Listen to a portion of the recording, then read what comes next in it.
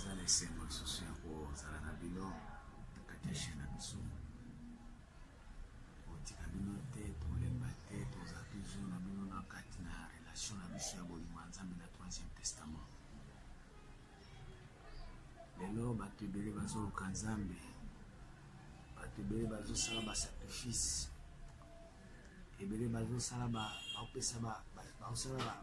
bazonyokwama, me Nzambe na bolingo na ye aza na posa na biso, azolinga tozwa na premièrement mayele. Soki tokende na mokanda ya Matthieu 11 verset 27 le Bible. Matthieu 11 27.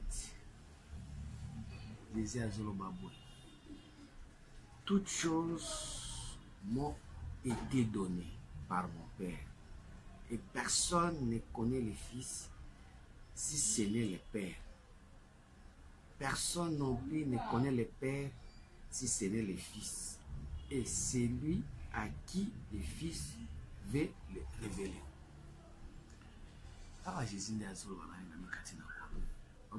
Biloko nyonso epesameli nde ye. Biloko nyonso, toutes choses m'ont été données par mon Père. Toutes choses. Siko yo lingi kozwa eloko eza epai ya tata, ozolinga koyeba Jésus te. Ozolinga Jésus te. Oui, toutes choses m'ont été données par mon Père et personne ne connaît le Fils si ce n'est le Père. Personne non plus ne connaît le Père si ce n'est le Fils et c'est lui à qui le Fils veut le révéler. Ça veut dire ce qui yo olingi Jésus te. Or Jésus, papa na ya lingi kaka ye. Ye pe Jésus nde ayebi tata. Mutu ata moko ayebi tata te. So qui yo olingi Jésus te olingi ka tata na ye. Ça veut dire yo kokoma pa tata na ye te parce que esengi siko ye mwana a révélé yo tata. Ye nde alakisa yo tata. Po biloko nyonso epesameli mwana. Yo kokoma pa tata na nzela ya mwana. Mwana nde akorévélé yo makambo ya tata. Tokoki epe na Jean 1 verset 18. Jean 1 18. Personne n'a jamais vu Dieu, le Fils unique qui est dans les seins du Père, et c'est lui qui l'a fait connaître. Mutata moko amona Nzambe te. Kaka mwana oyo aza na kati ya tata nde ayebi Nzambe. Et puis mwana nde akolakisa bato oyo ye alingi kolakisa. Personne n'a jamais vu Dieu, le Fils unique qui est dans le sein du Père, et c'est lui qui l'a fait connaître. Ozomo, Nzambe alakisi nde mwana na ye, alakisi Jésus, alakisi ye. Siko mutu atamoko ati omona Nzambe te. Yo siko olingi omona Nzambe, oboyi mwana. Balinga mikati na nkolo. Or mwana nde ifo alakisa yo tata. Jean 8, verset 35 à 36. Balingami katina kolo. Totanga ka Bible. Or, l'esclave ne demeure pas. Donc, na 36. Na 36. Jean 8, 36. Si donc le Fils vous enfranchit, vous serez réellement libre.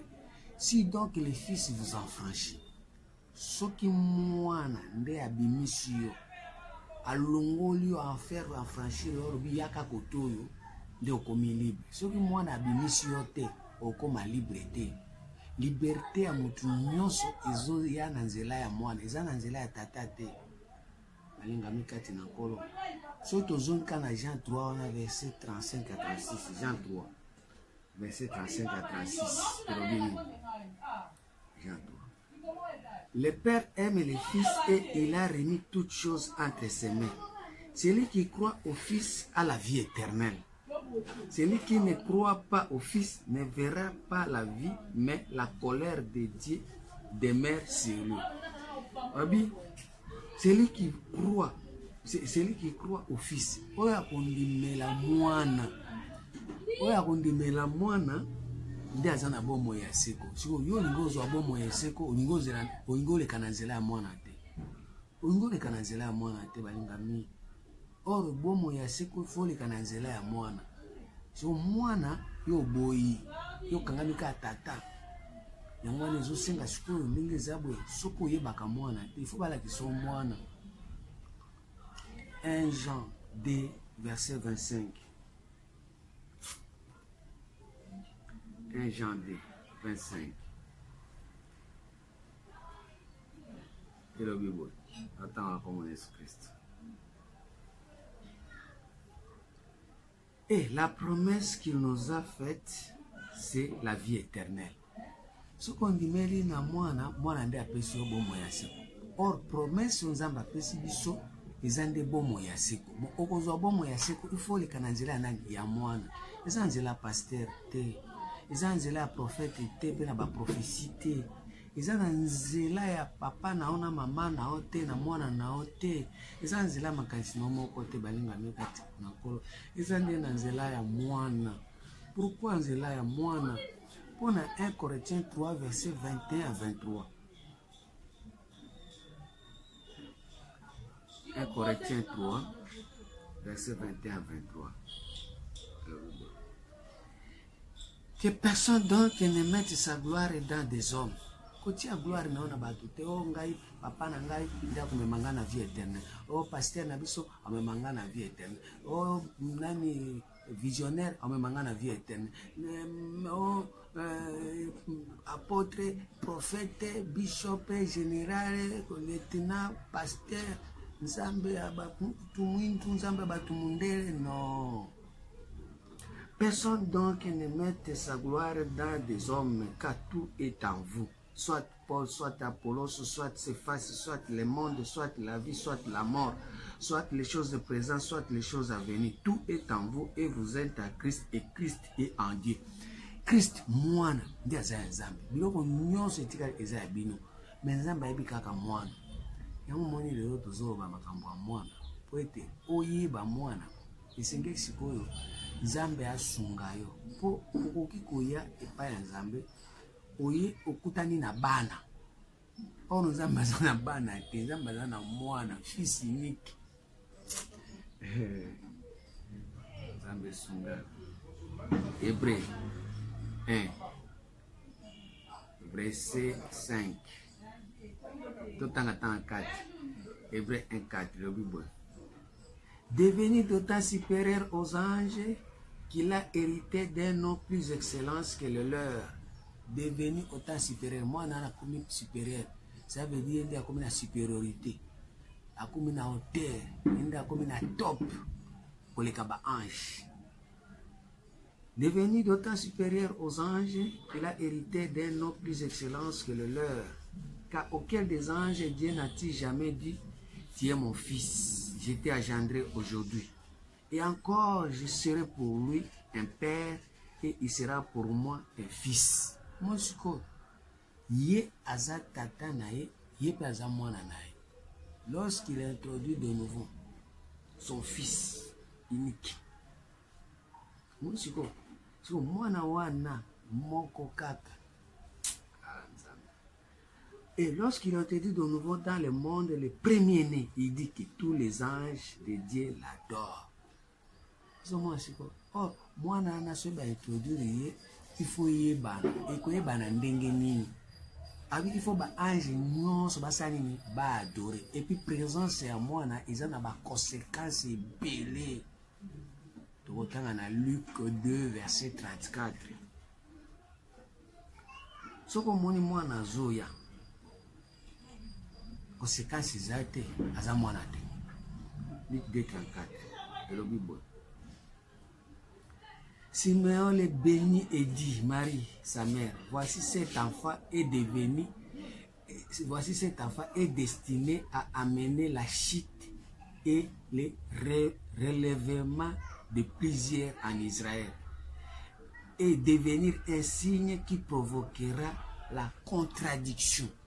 Ce qui moi naïe, ezalaka poete chite monana bato bao bazalaki bazotelema bakomi kobeta bakribite bato bakomi kobaluka o bazalaki akotelema bango nyonso bagumbami yango moni Jésus soki aye il faut ba 4 êtres vivants na ba 24 vieillards bafukama po liboso ba 4 êtres vivants bazali na trône ba 24 vieillards bazali na trône mais présence ya mwana il faut bagumbama bazonga na se ya mata balingami kati na nkolo yango wana omoni soki mwana aye fils unique ya Nzambe aye il faut mona bashite ezoya ba contradiction ezoya yango moni tozomemela bino mwana na 3e testament tango tozoloba mwana 1 Jean 5:12 elobi celui qui a le fils de Dieu a la vie, celui qui n'a pas le fils de Dieu n'a pas la vie.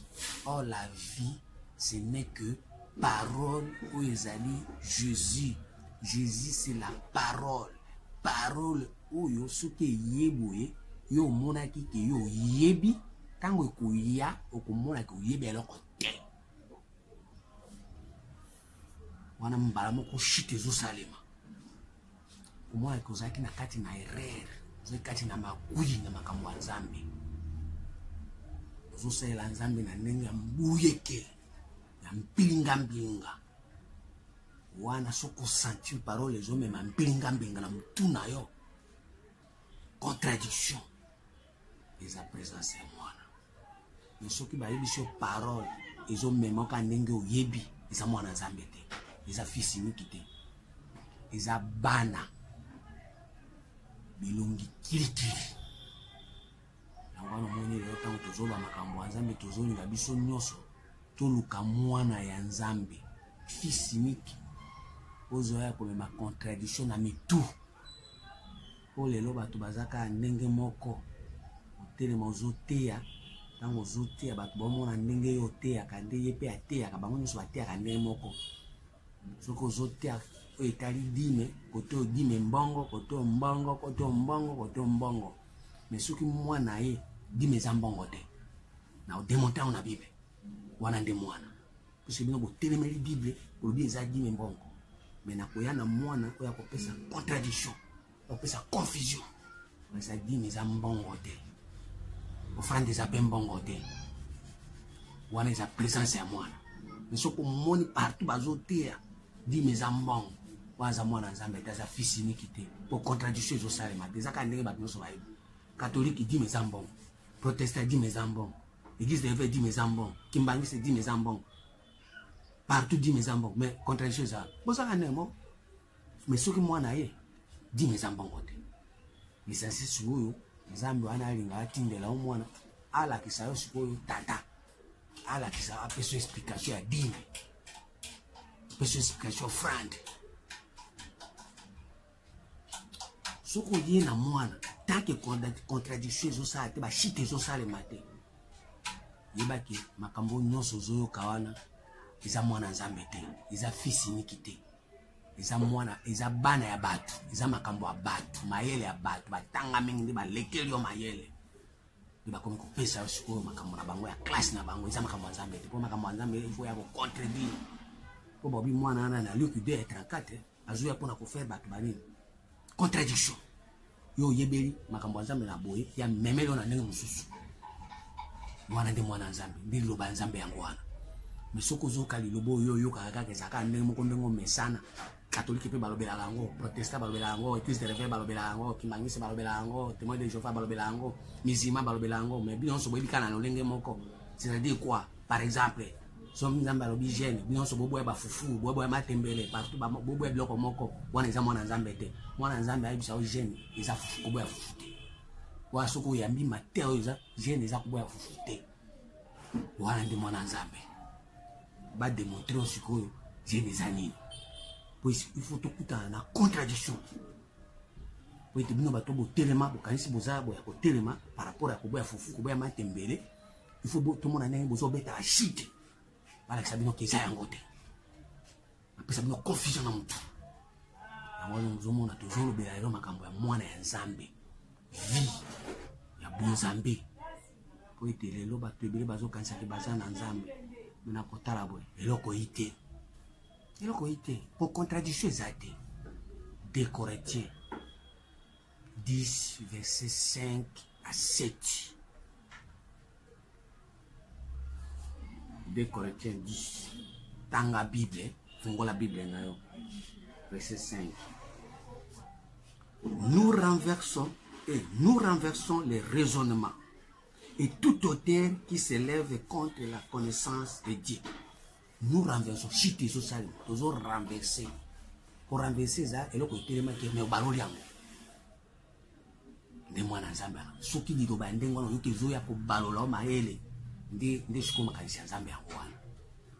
Nous renversons les raisonnements et toute hauteur qui s'élève contre la connaissance de Dieu. Et nous amenons toute pensée captive à l'obéissance de Christ, moine. Nous sommes prêts aussi à punir toute désobéissance lorsque votre désobéissance sera complète. Et quand vous avez dit que vous avez moine, ça veut dire que vous avez Jésus, et vous avez punir. Pourquoi? Parce que dans le 2 Corinthiens 10, verset 7, vous regardez à l'apparence. Parce que vous regardez à l'apparence. Parce que vous regardez à l'apparence. Vous jugez à l'apparence. Vous regardez à l'apparence. Si quelqu'un se persuade qu'il est de Christ, qu'il se dise bien à lui-même que comme il est de Christ, nous aussi nous sommes de Christ.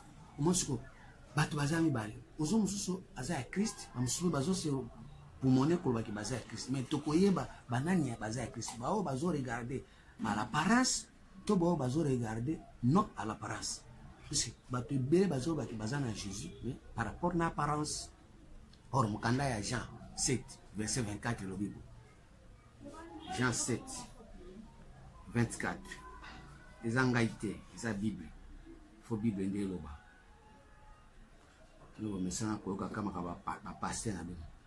Ne jugez pas selon l'apparence, mais jugez selon la justice. Ne jugez pas selon l'apparence. Mais nous sommes besoin de juger selon l'apparence. Juger selon la justice. Bon, qu'on juge selon la justice, qu'on juge selon l'apparence, te monde sur bato bele bazana mwana bazana Jésus bana mwana nzambe bana makambo nzambe, mais par rapport à l'apparence. Or na apparence okoyeba tata te, okoyeba pasteur nayo, okoyeba mama nayo, okoyeba tata mwasi nayo, okoyeba bishop, okoyeba archbishop, okoyeba batu nyonso ko bazali banda nao, eza apparence. 1 Samuel 16:7. 1 Samuel 16:7.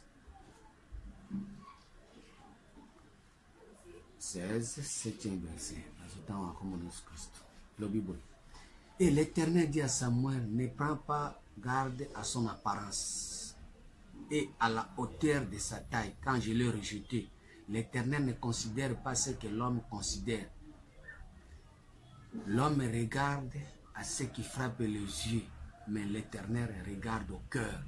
Mon chico, tango nzambe azolobela makambo yae azoloba par rapport na libanda na ote azotala nde motema so soko zwi mwana ivo totala motema totala motema na yo eske mwana aza na kati to aza libanda po nzoba kaka Jésus nzoka ndio zoba Jésus ya libanda na kati na eloko ite yango moni lelo tozoloba ozokumisa pe Jésus aza bien kwani po bimaki awa ok Jérusalem po bimaki awa osali makambo moko boye emonani na miso bato bamoni mais na motema otikala kosala eloko te. Jésus atikala kosala eloko te, atikala kokota pe te. 2 Corinthiens 5 verset 12 à 13. 2 Corinthiens 5 verset 12 à 13. Tout le temps comme Jésus Christ. Nous ne nous recommandons pas de nouveau nous-mêmes auprès de vous, mais nous vous donnons l'occasion de vous glorifier à notre sujet afin que vous puissiez répondre à ce qui tire gloire de ce qui est dans l'apparence et non dans le cœur. Il y a de ces gens-là qui tirent le gloire de ce qui est dans l'apparence. Et Zambé asali par rapport à l'apparence, par rapport à miso, par rapport à makambo alibanda. Dazawana, ngana za musali Nzambe, kwa moni mutu azaki koka, azaki na babeki, beki wana ezani etika. Beki wana ozomona ngona miso ya libanda. Na motema na omoni bekite. Na motema na omoni bekite, omoni bekite. Ne mutu atiki beki. Na motema ti omona ngona. So, tango yozo tala na apparence, ozo zo gloire, ozo tirer gloire na eloko apparence, yango Nzambe azolo baboué. Mais nous vous donnons l'occasion de vous glorifier à notre sujet afin que vous puissiez répondre à ce qui tire gloire de ce qui est dans l'apparence et non dans le cœur. En effet, si je suis hors de sens, c'est pour Dieu. Si je suis de bon sens, c'est pour vous. Si je suis hors de sens, les apparences. Ceux qui ont bon sens, les apparences. Mais si je suis hors de sens, les apparences. On est comme bloc à motem. Si je suis hors de sens, c'est pour Dieu. Mais si je suis de bon sens, on a une apparence, on a bloc à motem, on a bloc à banda. De on a bloc hors sens. Et il y a bon sens. La banda boy. Et pasteur Nabiso. Pasteur Nabiso a un centre pour la veste. La cravate. Azo tambola na jeep. Pasteur Nabiso. Nzambe yebiye. Par rapport à l'apparence, aux autres tirés gloire n'a pas d'apparence. Mais na kati ya motema na yebi alors côté. Yebi te lobi na butu soka sala kinini. Yebi alors côté. So yeba ke loko zana kati ya motema na yo ya sala ki lobi. Donc no kanga munoko. Puisque Nzambe na bolingo ne soki atindi mwana naye, atinda kaiti pona apparence. Esaïe 11, 3, 4. Ezanga ite, Bible nde koloba. Tina suka Bible na Bible. Esaïe 11, 3, 4. Et le Bible. Na tubanda tano na de. L'esprit de l'Éternel reposera sur lui. Qui? Le Fils. L'esprit de sagesse et d'intelligence. L'esprit de conseil et de force. L'esprit de connaissance et de crainte de l'Éternel. Christ. Azana bobangi na Nzambe. Nous avons jugé sur l'apparence pour banga Nzambe pour boyebi ete Yesu ko esprit éternel des na kati na ye si vous y tango za na crainte ya tata na ye esprit anezo reposer kati na ye. Premièrement il faut respecter yoka ninga zo il respirera la crainte de l'Éternel ya zo pe manano pe ma Nzambe na ye ezande ko banga Nzambe. Il respirera la crainte de l'Éternel mais yo zo respirer oxygène et puis zo ba Nzambe amusinga na tongo. Est-ce que oxygène et personne ko banga Nzambe mbwa za nango te ntwali boma za nango te ba magicien ba opema te banganga ba opema te mais pema ya mwana Nzambe eza ko banga Nzambe soko lingo yeba mwana Nzambe totala ndenge ni crainte ya Nzambe za kati na yo soko poza na crainte ya Nzambe ndozo pema soko za na crainte ya Nzambe to opema te za na oxygène o bato maboma baza nango o bato ya magie baza nango banganga baza nango yango pe ozo pema ba pema ya bana Nzambe za kubanga Nzambe. Il respirera la crainte de l'Éternel. Il ne jugera pas sur l'apparence. Moni mwana Nzambe au juger l'apparence te comment on alati veste alati zambala pembe wana nde musali ya Nzambe alati ba mutama alati jupe ya mulai alati libaya ikange na kingo awe zomona na te wana nde mutu Nzambe wana za apparence pona motema na yo yebi eloko ezate.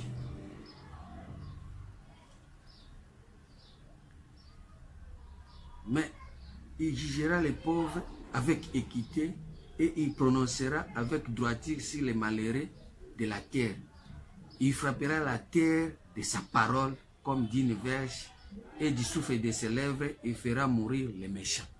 Mon suko mwana Nzambe susi na ye yango tango azoya akojuge na apparence. Soki opoza na mwana Nzambe soki oza na Jésus soki Jésus alakisi yo tata yo po kokota lokola ye tokobanda ko juger sur apparence te balinga mikati na nkolo siko ba juger kana apparence ndenge nini. Malachi 3 et Malachi 2 verset 8 à 9. Malachi 2 verset 8 à 9. Mais vous vous êtes écarté de la voie. Vous avez fait de la loi une occasion de chute. Pour plusieurs, vous avez violé l'alliance de Lévi, dit l'Éternel des armées. Et moi, je vous rendrai méprisable et vil aux yeux de tous les peuples, parce que vous n'avez pas gardé mes voies et que vous avez regardé à l'apparence des personnes quand vous interprétez la loi. Otangi Bible, otali mutu ndenge azali banda, Nzambe asaleli tala ndenge akomi taye munene, Nzambe asaleli otangi Bible, ou interpréter loi par rapport à l'apparence. Oh, azaki na koka, azoko tambola beki, abwaki beki, omoni yango na misu nini. Ya libanda to na misu ya kati. Yango moni lelo tozo sabino na minute tozoroba. Nzambe azana posa mutu nyonso aluka mwana naye. Po mutu atamoko ayebi Nzambe te kaka mwana. Et puis mwana nde fala kisa tata naye. Mwana nde fala kisa Nzambe. Tango yo ozotala makambo ya Nzambe par rapport na apparence. Robio église na biso za bato ebele. Otali yango na miso nini? Miso nini église na biso za bato ebele. Yo zomona bato baza wana. Yo ndo zomona bato. Mais pas Nzambe azotala bona. Tek soka tala motema omona mutu te. Nzambe omona mutu te na motema soki atali kaka atala motema ya moko na moko bato baza te. Tanto azomona mboloko, azomona nyawa, azomona mpuku, mais yo azomona bato. Ya omoni Nzambe alobi l'homme animal, mutu nyama ne comprend pas les choses de Dieu. Otango alobi mutu nyama. Tango bozala na bozala ka bato nyama bona maseke. Zoka ndi soki akoti na motema na yo amoni okuza mutu nyama. Soka koti na motema na yo akotala toza mutu nyama. L'homme animal ne comprend pas les choses de Dieu. Les hommes kanda Nzambe. 1 Corinthiens 2 verset 14. Totanga ngopoko bao zama kamuna ngai. 1 Corinthiens 2 verset 14. Mais l'homme animal, mutu nyama. Mais l'homme animal ne reçoit pas les choses de l'Esprit de Dieu, car elles sont une folie pour lui et il ne peut les connaître parce que c'est spirituellement qu'on en juge. Mutu nyama. Il y a kotala ka apparence. Aotana ndenge esprit te. Aotana ndenge ya libanda esprit te. Aotala na ndenge ya visible. Ndenge ya miso ya homme extérieur. Or makambo Nzambe bazo juger na esprit, ça veut dire bazo juger na motema. Et on dit dans le psaume 73 verset 22. C'est le Bible. Psaume 73 verset 22. En tant qu'on a comme Jésus-Christ. Yo petanga Bible na yo moninga mikati na nkolo. Psaume 73 verset 22. J'étais stupide sans intelligence. J'étais à ton égard comme les bêtes. J'étais à ton égard comme les bêtes. Est-ce que bêtes ils ont tout nyama? Nyama. Nyama. Ça veut dire, nengo zawana, batu bazomona yo mutu, mezamba bazomona yo nyama, omona yo bête. Soki lokuta, toki na Ecclésiaste 3:18. Ecclésiaste 3:18. Oza nyama. Tokola kisayo. Le Bible. J'ai dit à mon cœur au sujet du Fils de l'homme que Dieu l'éprouvera et que même verrait qu'ils ne sont que des bêtes. Si Nzambe atayi na motema na yo, Nzambe akoéprouver koza ka bête, koza nyama. Tant bazoloba ko 666 eza chiffre ya bête, parmi bato wana yo poza na kati. Yo poza bête, sans intelligence. Manque d'intelligence wana et so comme so bête. Et tant que vous bête, vous avez parmi bateau baza na kati ya chiffre na front na bango na komi 666. Na yo poza na kati. Soki kaka oza bête, makambo nyonso osalaka ya Nzambe eza oyo eza makambo ya apparence. So osalaka makambo ya apparence oza bête, mais so osalaka makambo ya motema oza bête te, oza agneau.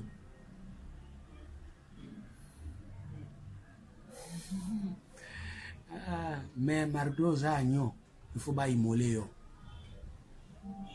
bakata opingo, basopa makila ya kala, batia makila ya sika, otambola na makila ya Yesu, otika otambola na makila ya bonyama.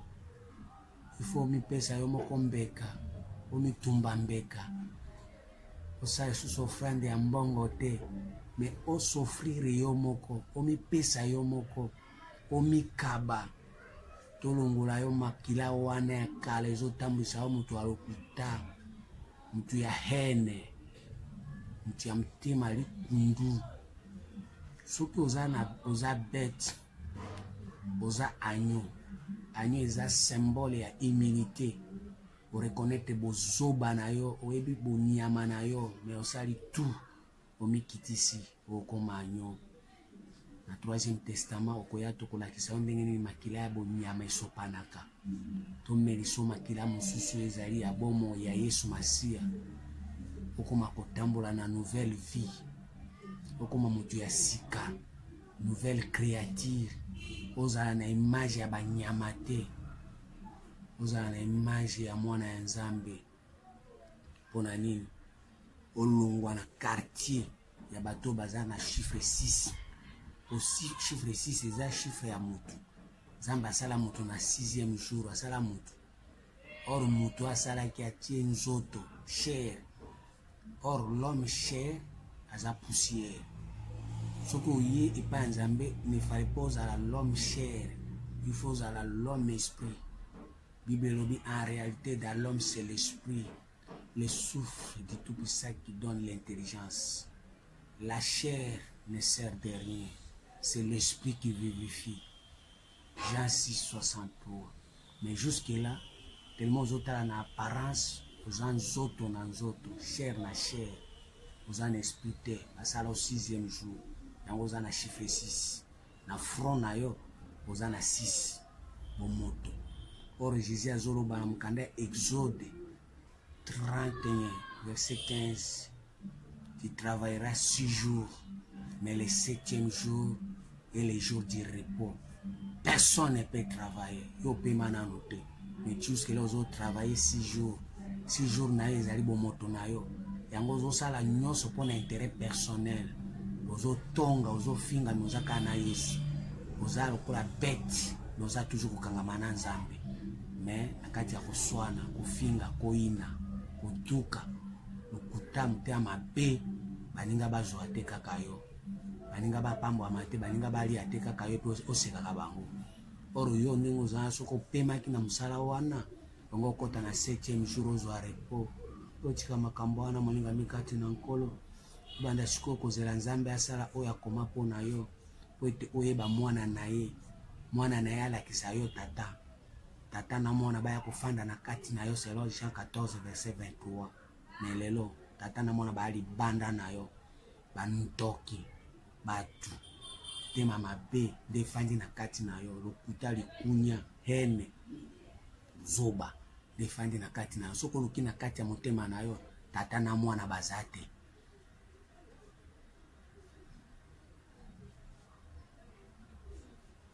Etikala bona kombo na Yesu Kristo. Amen.